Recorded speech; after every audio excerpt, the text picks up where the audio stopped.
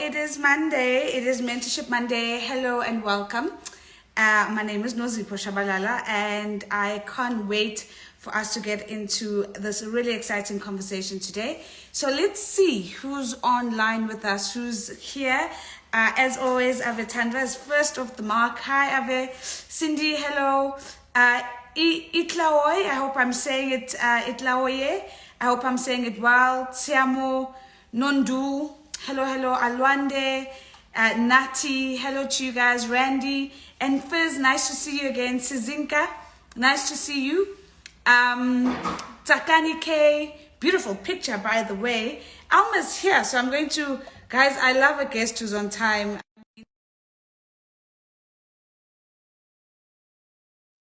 Is my love language. Buhle, hi. Terry, Mohapidi, hi. Tametsi, I hope I'm saying that right. And there she is, Elma. Hi. Hello, Queen. How are you? I'm well, thank you, and yourself. Oh my gosh, you are looking like a queen. Like I feel. I said and I love how she just accepts. I need to show up. I said, if I'm going to speak to a celebrity, I need to show up and show out. That's very kind of you. But I wanted to, we are literally saying all our hellos. So I do want to say a big hello to Elma, and we're going to introduce our very special guest in a moment. But for all of you, if you're first timer, let us know. Ukumaka, please. I think it's the first time I'm seeing you on. Hello to you. If this is your first time, Boy Peter's like, Elma, you look gorgeous. And I absolutely agree with that. If it's your first time, please let us know. Let us know if it's your first time on Mentorship Monday. Let us know where you're joining from. I mean, one of the things we're absolutely loving is the fact that these conversations are getting global by the day. By the way, little thing about Elma is that, yes, she's based in South Africa, in Johannesburg now, but has ties and roots in Cameroon. So, I mean, we are expanding onto the continent, and I'm so excited that she's here. But let us know where you are, and we'd love to connect with all of you.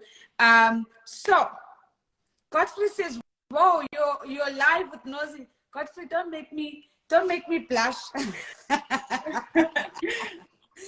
And we do have a couple of first timers. I think that was. Who's that?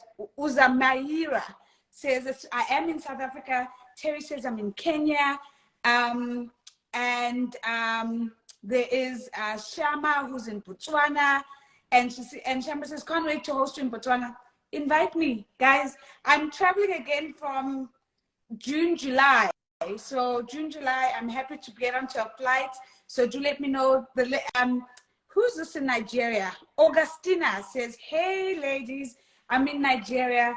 Hello to all of you. So I must say that I absolutely love the work that Elma does.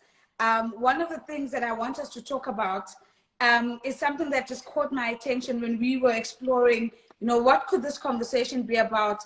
And she spoke about, shooting your shot from anywhere and anytime. And I thought, sure, that really speaks to me, because boy, do we all want to be shooting our shots and hopefully getting the ball in the ring while we do that.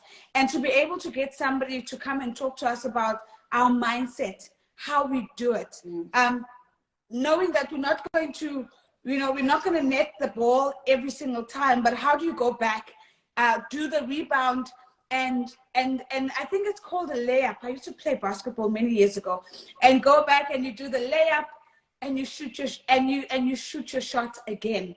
And Alma's going to help us think about all of that. But let me just tell you a few things why I'm the one actually who should be excited about talking to Alma. We're talking to an award-winning speaker. We're talking to a professional voice artist. So you'll hear the intonation, guys, and how she speaks. We're talking with somebody who's collaborated with massive multinationals. I'm talking about DSTV, I'm talking about Netflix, I'm talking about Disney, I'm talking about BBC. And one of the things that stood out for me is that Alma's been named one of the top 10 most outstanding persons in the world. Now, I don't know if it gets better than that, but I mean, I think that's absolutely fantastic. So, Alma, thank you for being here. Thank you so much for having me, Nozipo. It is my absolute pleasure. It really is. Okay, cool. So this is how Mentorship Mondays works, right, guys? We all remember that we all send questions in advance. So I got them. I need to save trees, guys, and I will do better. We need to send questions in advance. I've got a few questions that I'm going to be putting to Elma. However, having said that, if you've got a question in the flow and it's coming to you as the conversation's happening, please put the questions in and let's see how far we get. And we're going to be together for the next hour. I do want to do a disclaimer now in case I do forget. We won't do Mentorship Monday next Monday because I know all of you South Africans are off on a long weekend just because Tuesday is a holiday, but we'll talk about that at the end. So Elma, let's start here.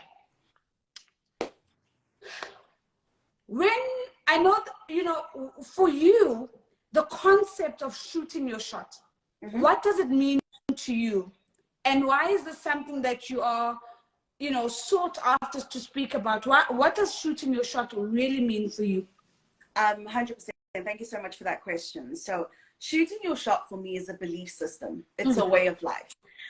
Firstly, as an African, then as an African woman, and then as a young African woman, a lot of the times we have been raised with this mentality of, you need to sit back. You need to be quiet. Don't do too much. Don't speak too loudly. When you walk into rooms, try and fade off into the distance. And because of that, we have a lot of young Africans with the brightest of ideas who just don't think it's good enough to talk about. And so shooting your shot has always been this philosophy that I've walked with in life, where the fear of failure is no longer what is, stopping me from achieving or stopping me from trying out. But it's this aspect of, if I don't shoot my shot, then I will fail. That's guaranteed. If I shoot my shot, there's a 50-50 chance. And so it is a belief system. It's a way of life. It's how I live and breathe every single day, grabbing every opportunity that you have the ability to grab. Okay, so a couple of things there. So one of the things that I'm hearing so loudly is that if you don't shoot your shot, you're going to miss 100% of your shots, right? Exactly. So we hear that a lot, that if you stand back and you don't go for your shots, you're basically missing 100% of every opportunity that you don't take. Yeah. But also this idea of a belief system. Yeah. I think that's really, really powerful. And I would imagine that it sits somewhere in believing in yourself first, because I think people who step up to the line to shoot their shot must believe that they have a chance of getting that shot and bagging that shot. So talk to us a little bit about the importance of self-belief first, before you can even believe in the opportunity that's in front of you. Definitely. As individuals, we live our lives seeking validation. So we start a business and we wait for our friends to tell us it's good. We start, doing something and we wait for someone to confirm that you are indeed doing the right thing. Am I studying the right degree? Is it going to get me there? And so the self-awareness is lacking. And when self-awareness is lacking, you can't shoot your shot because you need someone to constantly encourage you and say, no, you can do this. No, try this. And sometimes your surrounding, whether it be friends or family, are not going to be there to do that for you.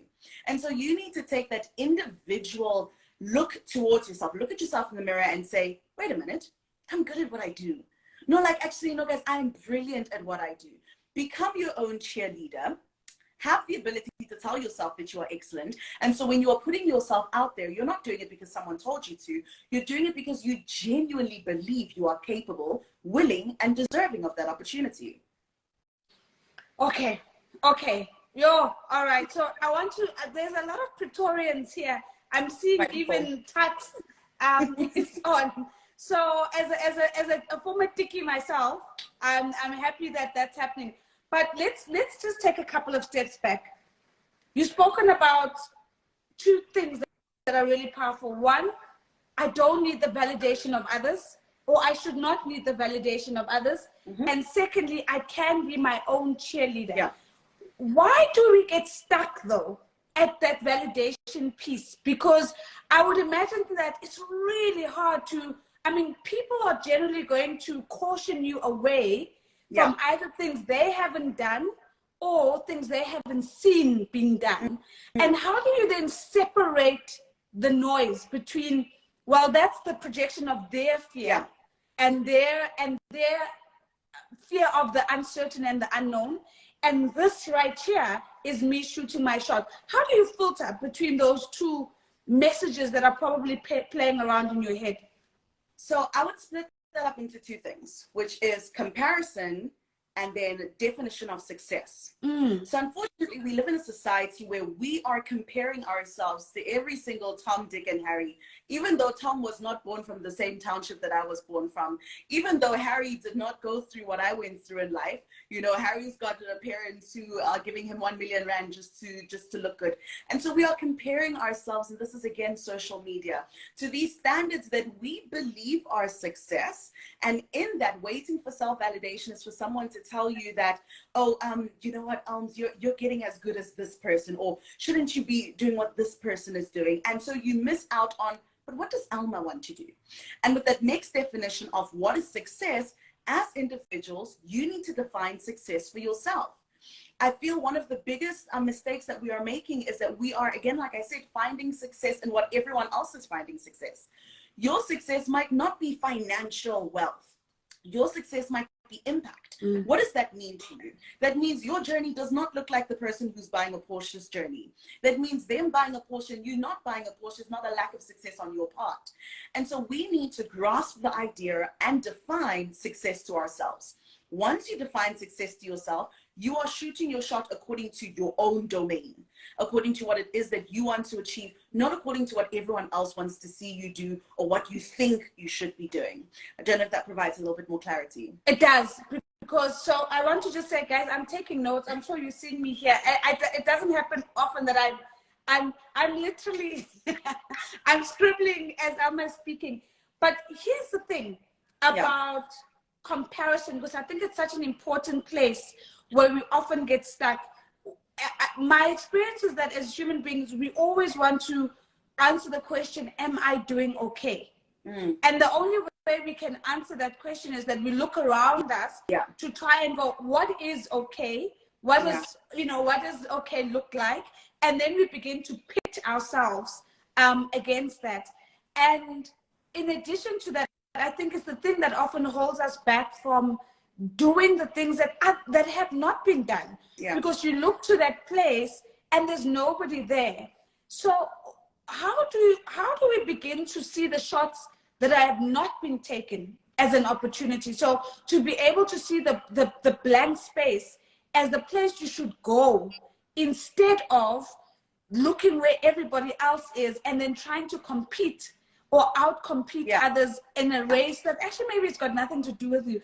I mean, surely it must be harder to look. I mean, I'm even thinking about my own journey of, becoming a conversation strategist.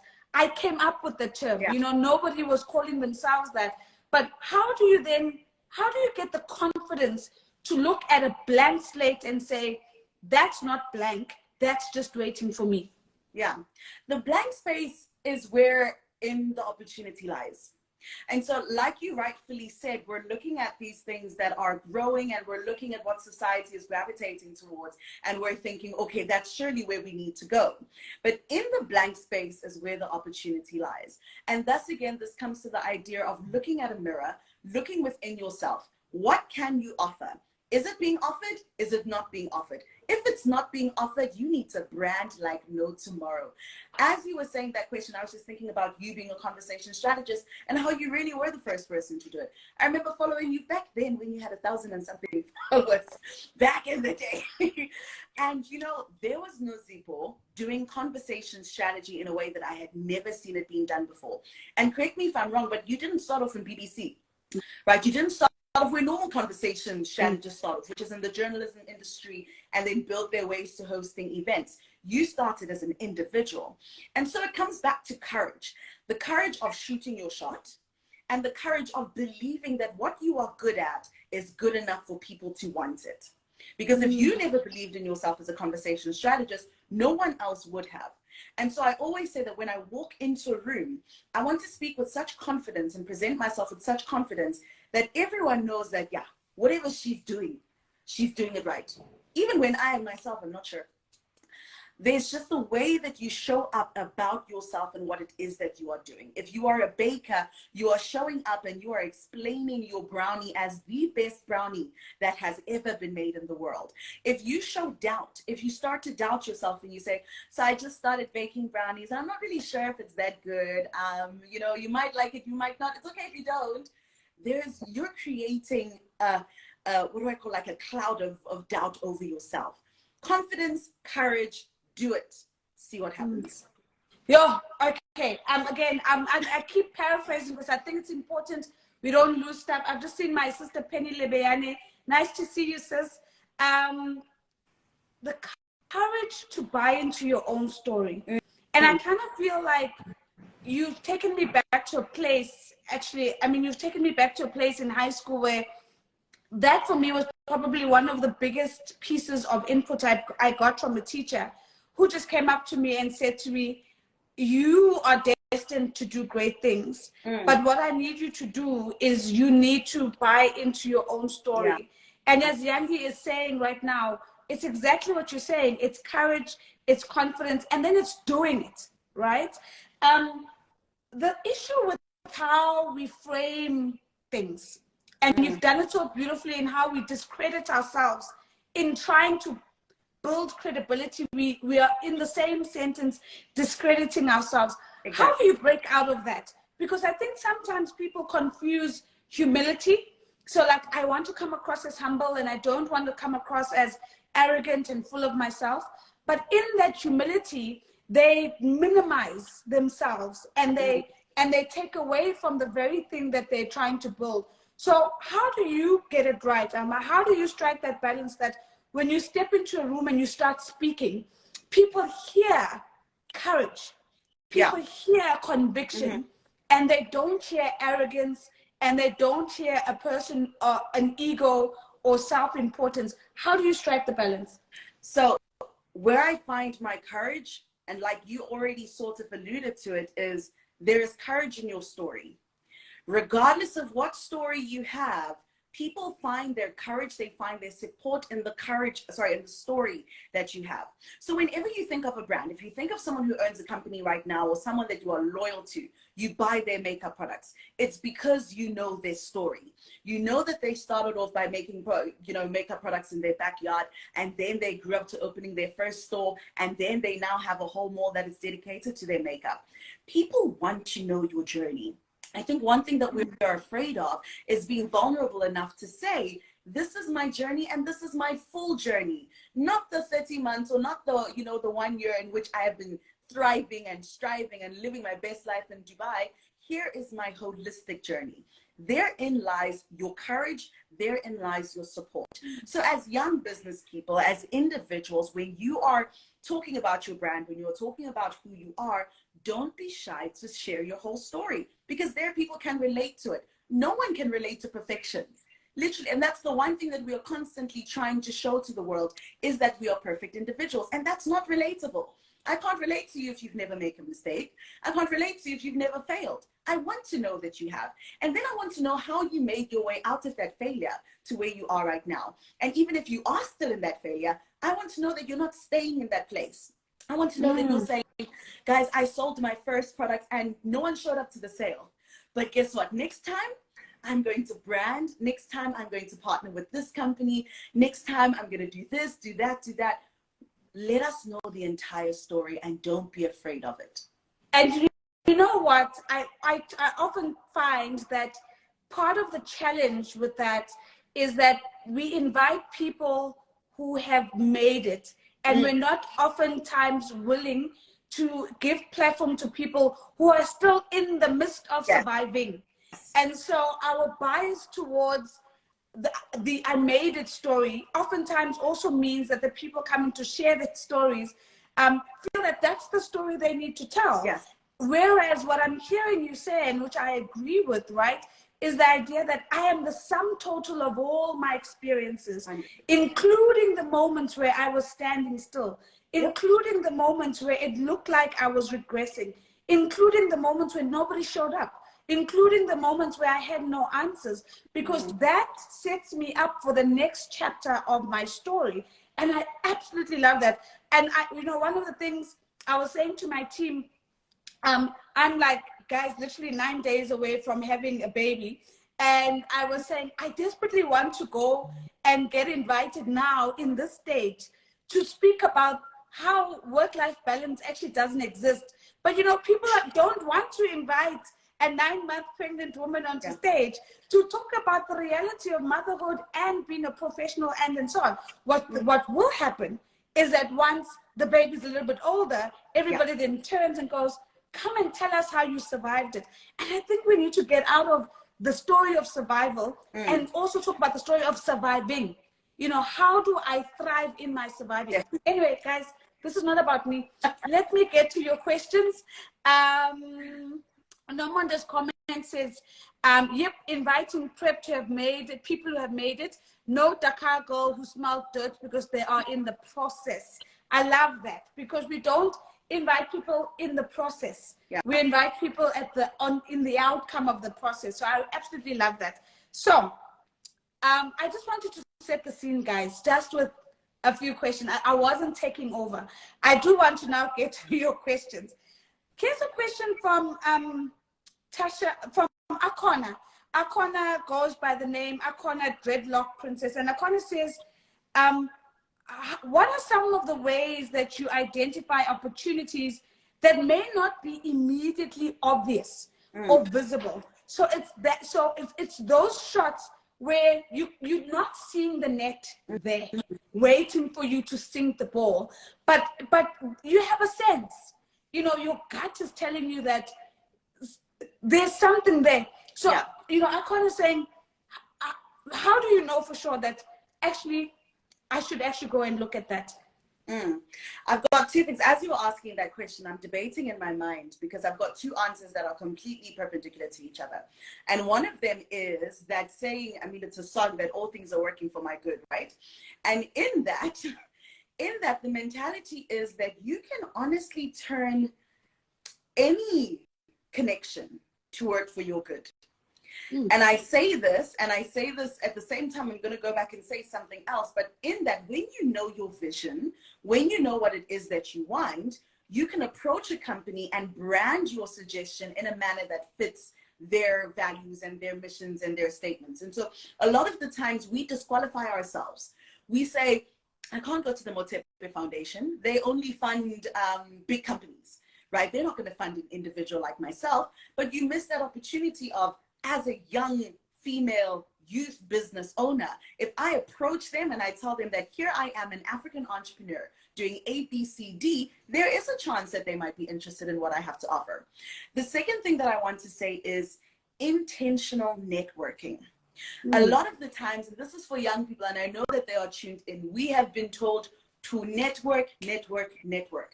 It's just that word that everyone throws around, that you need to network. But no one talks about intentional networking.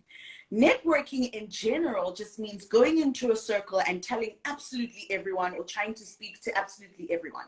And that's not what makes actual connections.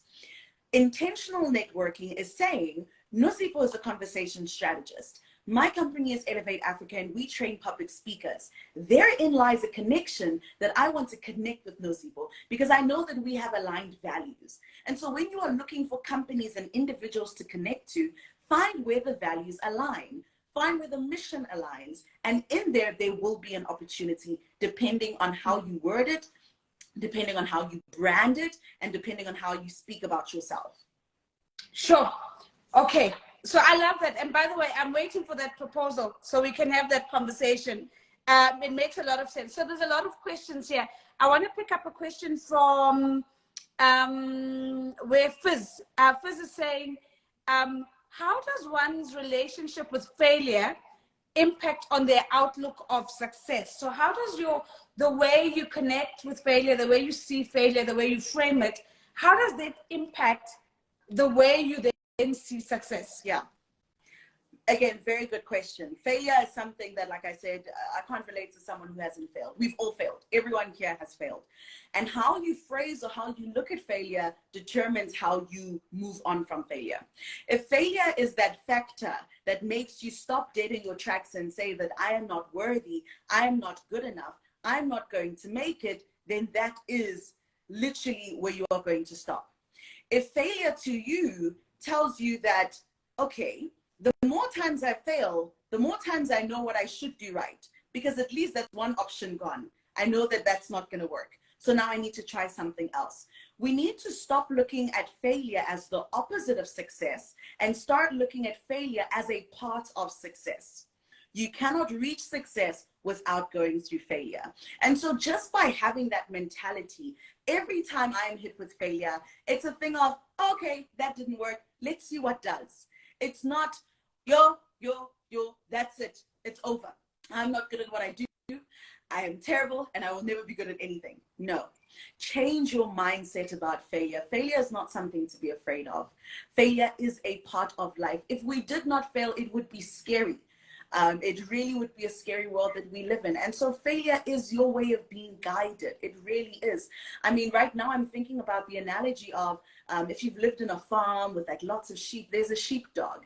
And when it's time to guide the sheep into the barn, he has to, or the dog has to bite on the, the ankles of the sheep to get them in place. If you think about failure like that, you realize that failure is guiding you to where you need to be. Because if you had gone that way, you would have left your course completely and you would have ended up where you weren't supposed to. So changing your mentality of failure really is where the epitome lies. Oh, okay. So the book you've brought to mind is The Struggle is the Way by Ryan Holiday, which is the book that I read that speaks exactly to this beautiful analogy that you've given us about the shepherd dog and the sheep, right? Because, Ryan Holiday says that actually, in the absence of failure, there is no breakthrough. And that if you just stay doing the things that you're really good at, the stuff that you're always just making progress against, you're actually not making any fundamental breakthroughs. You're actually probably just, you're in a comfort zone. Yep. And in fact, what people struggle with is that the biggest sign of a comfort zone is static success. And what you don't want is you want those nips at the heels, right? At your ankles to say, this way, maybe move that way. So The Struggle is the Way is one of the books I would recommend. Somebody else said, I think it was Sola saying, reminding us of the work of Simon Sinek, right? Who talks about the golden circle. And Simon says, you start with your why, and then you go, my what? And then you go into your how. I recommend, if you haven't seen the YouTube video where Simon Sinek talks about the golden circle, that maybe that's a good thing to also consider. So thank you, Sola, for raising that. Let me ask more questions. So, and this is in relation with the failure theme, and this comes from Tasha. Tasha Black says, how do you handle rejection or failure when you do take a chance and then things don't go as planned? So you've hyped yourself up. You've decided that, I'm going to go for breakthrough, even if I don't make it. And then you go for it and you don't. What are your habits? What are your tips? What is your go-to behavior when you miss the shot? So my philosophy in life, and I think this is guided by the fact that I am Christian, is that if I apply for something or if I try out for something and I don't get it the first time, it was never meant to be mine. So it's this aspect of I haven't lost anything because it was never meant to be mine in the first place. And so I don't grieve an opportunity that I've lost. I don't feel like, oh no, I've lost this. It's painful. I sit in that moment. Yes, there's sadness as a human being. It's okay to be sad that, you didn't get where you wanted to get to. But then after reflecting, I realized that wasn't meant to be mine. And if it wasn't meant to be mine, then what are we going to next? So where are we heading to after that? So that's my idea. And again, back to what we were talking about right at the beginning of our conversation, not applying means you are guaranteed to not get it. So you move your 0% to a 50-50. And in a 50-50, it can go either way. And so I always prepare myself. And I say that, look, this is something I definitely want to achieve. However, there is a possibility that I don't. And if I don't, it's fine. The fact is that I did it. And that's what matters. And so don't ever let that stop you from trying out. There's growth that comes in trying something, not getting it, trying something else, falling 6 times. And on that 7th time that you finally rise, it feels so much more gratifying than if you had gotten it the first time. There you recognize that this is what my hard work has led to. This is what, you know, all of these months of putting in the work, and it means so much more to you when you get it. Okay, so a couple of things, right, that I want to raise. I mean, this thing of failure is such a big theme. I mean, we could have had a conversation just about failure. And what I'm hearing you say is that, you know, for you, you look at, well, maybe it was never meant for me, right? And there's always, there's also the alternative of, it wasn't meant for me yet, right? And I sometimes feel that we sometimes miss the struggle of patience and the struggle of not being ready. So I do want to talk about, how do you deal with feedback that says, yes, but not right now, or yes, but you're not yet ready. And I can imagine you've stepped up to the line. You're ready to shoot your shot. And then somebody steps in and says, not yet. And that must be really hard to hear, because your body feels that you're ready. Your mind feels that they're ready. But there's wisdom sometimes in the not yet. How have you dealt with that before? Have you had any not yet moments, and how have you responded to them? Definitely. I can't even, as you're talking, I'm thinking about so many examples, but specifically in my voiceover career, when I started off about 4 years ago, and I would write to these companies and say, let me be your voiceover artist. And they would say, not yet. They would say, listen, you've got a great voice, but you haven't really got experience in the industry. We're used to working with this person, so we're going to use this person, but keep trying. And there comes that aspect of belief. If in that moment, if you were seeking validation from them, you stop. If you believe in yourself and you know by yourself with your own validation that you are good at what you do, you keep on going. And so constant belief in thyself tells me that, okay, delayed is not denied. You don't want me to work now. That's perfectly fine. I'm going to keep perfecting my art. 4 years later, now I record for Disney every month. You know, and that is a journey that I had to go through, because they probably were right. 4 years ago, if Disney came to me, I wouldn't be where I am right now. And so use everything as a learning opportunity. As much as, you know, I'm an optimist, and that sometimes annoys people because they say we live in a pessimistic world, so you need to be realistic. I'm not realistic, I'm optimistic. And so if something doesn't go my way, I'm like, okay, that's perfectly fine. I'll see you again in 6 months. I'll see you again in a year. And I really will write back to the company and say, it's been 6 months since we spoke. I've gotten better at what I've done. I've improved my craft. I can say that I have a more refined version of what I do. Have a listen. Let me know what you think. Oh, okay. So I love that. I mean, I'm a huge believer in that. And I know that it's the hardest thing, because sometimes when you're wired for achievement and you're wired as an A-type personality, and I'm talking about myself, you know, once you've set your eye on something, you want it there and then. And to hear that not yet, not now, is so difficult. But you know, it's so amazing that when you look back now, you realize what the wait was for. You realized, you know, why you had to caution the way you approached that shot, because you might have missed it and not had the shot or the opportunity to take the shot again. I just wanted to, I wanted to pick up on the comment from Wazak, who says, the working remedy for my failure, so for Wazak's failure, is self-care instead of self-pity, because self-care brings along some self-awareness, and artificial intelligence instead of artificial intelligence. Wazak, I absolutely love that. I mean, I had to pick it up. I love that, you know, self-care over self-pity. And how do we become intentional around artificial intelligence? So how do you get your ability to connect with others to be the way that the intelligence that makes you, guides you to the next decision? There's a beautiful question from Dumiso that's just popped up about, you know, your thoughts on excellence as a lifestyle. I'm banking that because I want to ask you one last thing about failure. And this is not a popular opinion, it's my own opinion. And I often hear people say, fail fast, fail forward, fail forward, fail fast. And I always think, please, no, you know, fail and fail forward, but don't fail fast. And the reason why I say don't fail fast is because I think when we fail fast, we don't take the discipline of standing still in that Yes. failure to understand how have I contributed to this failure? Yeah. What could I have done differently to have avoided this failure? What is the lesson that is the gift within this moment of failure? Because we're so much in a hurry to stand up and fail forward. And so we keep tripping over failures, thinking we're making progress, whereas sometimes what the universe is asking of you is to stand still and reflect.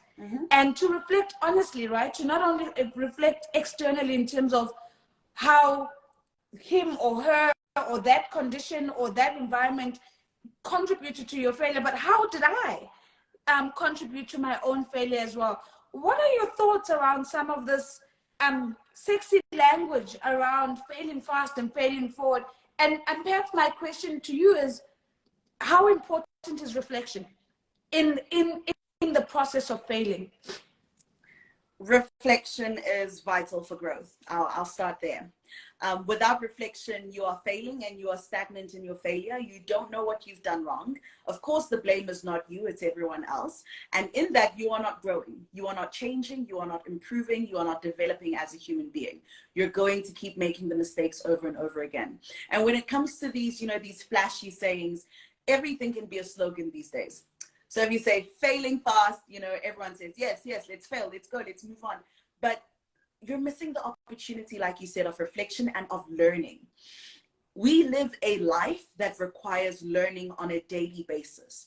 And if you are choosing to shut out failure, you are choosing to shut out learning. And you are continuing on a path that you believe is correct and nobody else's opinion matters. And in that, you're missing an opportunity. I mean, it reminds me of, and this is back then in high school, where I was overachiever. Been an overachiever since I was born. I started walking and I wanted to run. So overachiever, straight A student, the one of those who does every single extramural activity that you can imagine. And I did not get head girl. At a point where I thought I would, I got deputy. And I remember for the longest time, I was like, no, it must be, no. That didn't happen because surely there's a problem with the system. You know, it can't be me. There's a problem with the system. And I carried that for a very long time in my life until I sat back and I realized. And the girl who was head girl, great friend of mine, Landega Zuma, she was the epitome of, I don't even want to say community leadership, but she had this ability to bring people together from different walks of life. You know, she would speak to that private school kid, but at the same time speak to the kid from Kwamashu as if they were on equal levels. And she would be able to relate to everyone. Whereas I had this very much excellence as a lifestyle. We must carry ourselves in the utmost perfection. You know, I would have that sort of thing about me. And so if I was not able to look back and reflect, I would not have learned about the importance of connecting with people. Achievements are there. Trophies are there. Winning awards are there. But if you are not connecting with people, all of those things don't mean anything. And I learned I had to go through that to learn that lesson. Because if I had gotten that head girl position, I would have carried on my trophy path of I just need to win as many awards as I need to, and I'm going to be sorted for life. But life requires connecting with individuals and with human beings. And that's a lesson, and that's an example. You've touched me on my studio because I'm touched horribly on my studio. I'm going to tell you a quick story. I do want to say, though, to everybody who's asking us to please, sorry, I just want to put on another light here. So please make sure that we're uploading, that we save this live. Please remember, guys, we don't save the lives on Instagram. We save them on our YouTube page. So please go and listen to this live again on our YouTube page and then share it, right, with other people, because that's really the thing that makes the difference.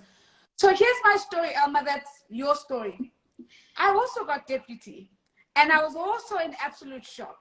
And I remember for the longest time thinking, I was robbed, I was cheated, I was that. And you know, funnily enough, I ended up having a really good relationship with the school that I went to, and really got to understand that actually that moment was a gift for me. I was not ready. And my readiness wasn't so much a readiness from a personal development perspective. The weight of where I was coming from was just too much, would have been too much for me to be in that leadership position and have made it work. So thank you for that story.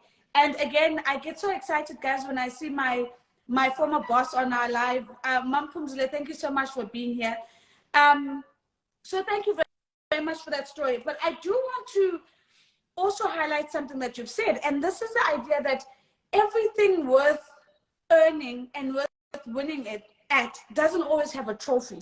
Yeah. And what I'm hearing you say about the person who did become head girl is that she possessed something that might not have directly correlated with having a trophy in that moment, but it forces us to think about sometimes how it's not everything that we pursue that has a trophy attached to it. Exactly. And that sometimes the things without trophies are the ones worth earning the most. And I think that's alive for a whole nother day. So let's then pick up on the question from Dumiso. And Dumiso was asking, tell us a little bit about excellence being a lifestyle. What does that mean for you now? It meant something for you differently when you were in high school. It meant pursuit of trophies and recognitions. And I would imagine you had the blazer thing. And I know you probably had all of, right? The whole thing. What does a lifestyle of excellence mean for you now? Yeah. A lifestyle of excellence for me now means two things. Firstly, it's representation. I believe that it is very important for me personally, as a young Black African woman, to ensure that every single young Black African woman who is coming after me can see excellence represented, can see that it is possible, can see that achieving things like the top 10 outstanding young persons is something that can be done by a young African child. And so representation forms almost the core of everything that I do, where it is no longer for myself. I'm doing it because I know that others are watching. And if they're watching, I want them to see that it is possible. Very similar to what you did, maybe knowingly or unknowingly. You became representation for me. You showed me that in being a conversation strategist, I myself, who's very passionate about hosting conversations, can make the global stage. It is possible. And once you see that it is possible, you believe that it is possible, and you do it. And so representation, very important aspect of my life. The second thing about excellence as a lifestyle is that definition of success you spoke about earlier on, where success has stopped being the striving for trophies. It stopped being the striving for external validation. Success to me has become impact. It's become, what effect am I having on the lifestyles of people who are watching me on a daily basis? And some might say that that's just a lot of pressure. You know, why you want to live your life because people are watching you. There's a beauty in knowing that people are watching you and they can take something from you that will positively impact their life. And that's what excellence has become to me. And so when I live my life and I tell myself that I'm striving for excellence every day diligently, it's because I know people are watching. And I want them to be able to say that, yeah, that's what I want to do. And not, you know what I mean? Yeah. Oh my word. Okay, so I want to pause on that. So Avetando is saying, Nozi dragged us to understanding moderation. I apologize, but I hope the world is a better place for it. But you've spoken about two things that are very close to my heart. You've spoken about representation and you've spoken about impact. I mean, I call it significance, and you know, I think it's more or less the same thing. But let's start off with, representation. I mean, I am so mindful about what I look like, what I sound like, what is the aura, what is the feeling and the experience people have of me when I get onto a global stage. Because in those moments, I often feel that I'm carrying a mandate from other Africans, Black women in general, Black women who are African, and to showcase in that moment that this is what excellence can also look like, in addition to the other forms of excellence that we might know of and might have seen.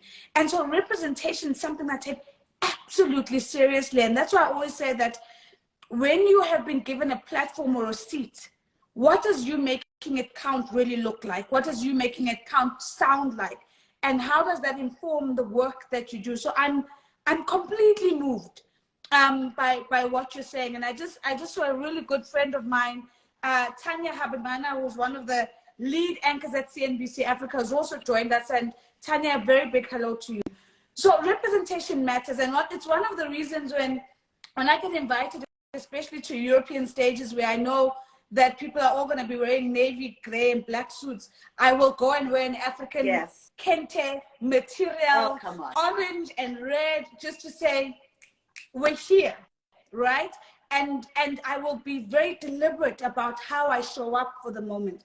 The other thing you speak about is impact, which I think is such a mindset shift from success. So, for example, I say that I'm part of something called the African Leadership Initiative. And one of the things that has been seeded in us as Ali Fellows is that we're not here for our own personal success, but we're here for the significance of others.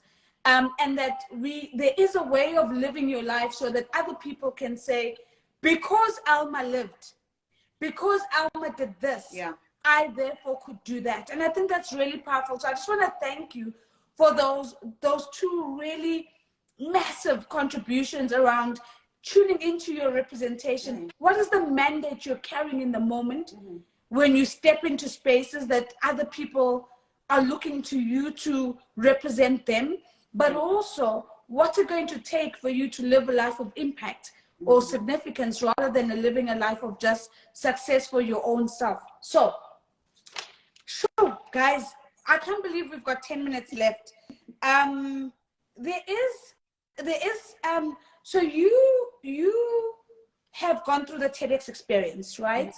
But one of the things that I know you love to speak about is this idea of feminism and how, as Africans, we need to be tuning into, well, what is African feminism relative to Western feminism, and why is it important for us to distinguish between the two?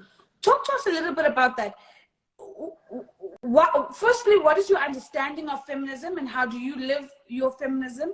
And why do you think it's important for Africans to be dialed in and tuned in to feminism? Great question. So like you said, I did a tech talk called The Dangers of Western Feminism to African Women. It's one of those topics that everyone says, danger, how dare you say feminism is dangerous? And in it, I was trying to see, because I myself was one of those people who, this feminist who step into a conversation and they are feminists. I was a liberal feminist. I was every single type of descriptive word that you can use for a feminist, I was the one. If a group of young men saw me walking towards them and they knew it was me, they'd automatically change topics because they'd know that I would drag them, because that's just who I was. And then I started to investigate to myself but what does feminism mean to me in terms of what are the foundations and what are the origins of feminism? Was feminism created with the Black woman in mind? Was feminism created with the African woman in mind? And if not, are you telling me that before feminism, African Black women were doomed? Were we living a life of slavery from our partners that we did not even want to be here? Was it that bad? And if it wasn't that bad, then what were we using before? And in that investigation, I was speaking to my grandmother. I went back to my tribe in Cameroon to find out what is it? What works over there and what used to work? And started to realize that back home in my village, Oshe, respect was given to the oldest person in the compound. It had nothing to do with gender. Whoever the oldest woman or the oldest man was, that was the person who had the respect. And so you could be the most wealthy man and you could come home to your grandmother and you will kneel at her feet because she is older than you. And that was how our value systems were based. Feminism was created by white women back in a time where Black women were not even afforded equality. And so it doesn't take into consideration, the aspects of intersectionality. It doesn't take into consideration equality of more than just the sexes, equality of incomes, equality of so many other issues. It doesn't take that into consideration. Feminism in its core identity is man versus woman. But we know that as Black people, there's a lot more to play, more than gender, by far. And so that's what I started to sort of rebut in my mind and lose the connection that I originally had with feminism, and thus started to introduce myself as someone who believes in gender equality, who believes that women and men should be afforded the same opportunities, and who believes that there needs to be a change in society to ensure that women are elevated, because obviously previously they were not. And so herein comes the idea of labels and giving ourselves labels and what that means. Because when you put yourself into a label, you are aligning with every part of it. And so my advice to people would just be, before you align yourself, before you put a label on yourself, make sure that you are aligning with everything in it, because people will hold you accountable. People will want to see that you are truthful and you are trustworthy in what you say you are. Sure. And it's so easy to fall into labels, right? It's so easy to fall into labels without interrogation, and without a moment of pause of reflection to say, to what extent is my lived experience and the lived experience of my community adequately captured in this? So what happens now, Elma, when a group of young lads are having a chat and you're now approaching? How has the conversation changed, essentially? So instead of, what I'm hearing you saying is that there's been a change in you. Yeah. And I would imagine in the change in you has also been a change in how you engage in questions of equality and equity. How would you describe that change? So the changes happened, the first way being, like you were speaking about earlier on, I don't need to say anything anymore. I have this firm belief, like the way you see me now with African print, African earrings, Afro, this is my day to day. And I'm always telling people, we don't need a wedding to wear African print. We don't need a special occasion. We don't need Heritage Day that comes once in a year for us to wear African attire. This is who we are. And so as I am walking like this and I walk past a group of young men, there's an automatic aura of respect, because I know who I am. I know that I am not defined by a certain label. And I know that when I have conversations with you, I'm talking to you from a place of, this is me, Elma, not this is a feminist perspective. This is my perspective. And that has changed my conversations. That does not mean that I tolerate nonsense. I will still call out when you are in the wrong, but there is a lot more of a willingness to learn. I think one of the things that feminism does, which is a little bit scary, is the cancel culture that is attached to it, that stops the ability of questioning and learning. Once we create a label that does not allow people to ask questions or to learn, we are limiting ourselves, because we have completely removed men from the conversation, and we cannot achieve it without them. We cannot achieve equality without men. That is a fallacy that will never exist. And so when we create this mentality of feminism, we don't like you, we don't need you, they move. They remove themselves from that conversation. But if I'm speaking to you as Alma, and I'm telling you that, listen, you have a responsibility to ensure that you are empowering the young ladies around you, that boundary has already been reduced, and we can talk as human being to human being, not as label to label. Sure. I love that. And I think, in this month, as we celebrate International Women's Day, the reminder that for systemic change, we need everyone on board is just so important, that women are not going to change how the world works on their own. And in fact, actually, equality and equity are not a woman's problem. It is the world's problem, and that's why we need everybody in the room. I suppose one of the things I think we often struggle with is how do we find each other in the room? and how do we suspend our individual beliefs so that we create the space and the conversational opportunity to actually find each other in the conversation and meet each other where we're at. I mean, it's a whole different conversation. Yeah. But I think, I mean, you put it, you know, absolutely so powerfully. So we've got 5 minutes. I'm going to close with the final question.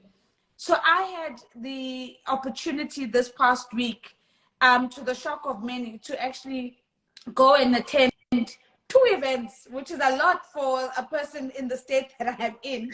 But both of these events were being hosted by a man that I deeply, deeply respect, and his name is David White. And David White was in South Africa. He's a poet, and I had the opportunity to spend meaningful time with him on Thursday, and then to go to a poetry reading session that he was doing on Saturday. One thing he spoke about that just hit me in the gut, he spoke about how we often struggle to leave ourselves alone. And not alone in the sense of stillness and silence and reflection, like we've been speaking about, but this idea that there comes a moment in your life where the best growth is just allowing yourself to be, without always trying to be bigger, larger, more successful, more of this and more that, and to just leave yourself alone. I was hit by that, because he then went on to speak about how in our inability to leave ourselves alone, we wake up to a to-do list every morning, and he says one of the things you forget is that the person who wrote the to-do list was yourself of yesterday. And every to-do list that you start the day with is a limitation of who you could be today. So literally I cried, because you know why? I'm a to-do list person. That is my life. I'm a tick, get it off the list. Yeah. So I'm keen to hear from you. What's your reaction when you hear something like that says, Alma, leave yourself alone. Just leave. Can there be moments where you just leave yourself alone? That you do not wake up to the to-do list where the Alma of yesterday is dictating to the Elma of today what and how she should live her life. That's your final reaction that I'm asking for, and then we can all go home and eat, guys. My reaction to that would be powerful, because like you rightfully said, I'm a tick box person as well. And if I think about how I have come to where I am today, I come from a very excellent family where everyone has a PhD. I'm 23, I'm currently doing my PhD, and every single day I wake up, I'm telling myself, what do I need to do next? You know, what else do I need to do? How can I, you know, do more? And in that ability to sit back and say that, leave it, just be for a second, you know, don't be bold, don't be loud, just be. I think that's phenomenal. And it's something that I'm thinking now as well. My company, Elevate Africa, which trains public speakers, when we have our meetings, the first things we're telling ourselves is, guys, this year we need to be big. What are we doing today? What are we doing tomorrow? And I remember telling the team that let's exist and let's see how people react. We know what we do. We know what we offer. Let's exist. And let's just let that happen. And so my reaction to that would be comfortable with being just you, because it is uncomfortable. It is uncomfortable sitting back, especially if you are someone who likes to be busy, and just being, but do it. I believe that there is a self-growth that comes from it. And yeah, I feel challenged. I feel like you spoke to me directly. What a way to end this. Yeah. No, thank you. So I'm, my next couple of weeks, guys, is practicing leaving myself alone. I want to see what it feels like. The very idea of it is so unnerving for me. It's so uncomfortable. But maybe to Alma's point, just be myself and just be me, and see where that takes me. That doesn't mean that we don't live with excellence. It doesn't mean that we don't reflect. It doesn't mean that we don't take input. It doesn't mean we're not courageous. It doesn't mean we don't shoot our shots. But to create the space, to also have moments of just leaving yourself alone. So, yeah, Zaza, I'm still reeling from it. I'm I'm not there yet, but I'm trying to figure out what this leaving myself alone looks like. Guys, it's 18:59 in South Africa. I want to firstly say a very big thank you to everybody who joined us, not only in South Africa, but from all around the world. We're working with different time zones. I know there's Emma's in the US. I don't know on which coast and what, you know, what time it is for you, but you guys are here and you are validating the fact that mentorship conversations are needed, and that more than anything, we actually peer mentor each other. That we go into our communities and we find people like Elma and we say, come and let's feast together. Let's feast off your wisdom. Let's learn from you. And we want to thank you, Emma, for accepting the invitation. You have given us so much. And again, if you want to revisit this conversation, please check it out on our YouTube page. We'll upload them immediately. So by tomorrow, it's going to be up, and you can listen to this again or share it with somebody else so that they get the wisdom that Alma has shared with us today. It's a very big thank you. A quick reminder again, there's no Mentorship Monday next week, Monday, because the South Africans are going to take a long weekend, and I know you guys, so we're just going to let it be. However, please don't forget Therapy Thursday on Thursday. All the life coaches that I saw joining here with your life coach handles, we want you on Therapy Thursdays as well. Therapy is an undisrupted conversational space. It's locked, it's inaccessible, it's expensive. And if we take this exact model and we replicate it and say, how do we make therapy the new courageous conversation that is absolutely accessible to all of us? Imagine the impact and the significance we could have on the lives of others. So I really look forward to seeing you on Thursday. We've got an amazing guest, an amazing therapist who can't wait to engage with all of you guys. So from me and Alma, thank you. Thank you so Good much. Good night, guys. Thank you. Bye.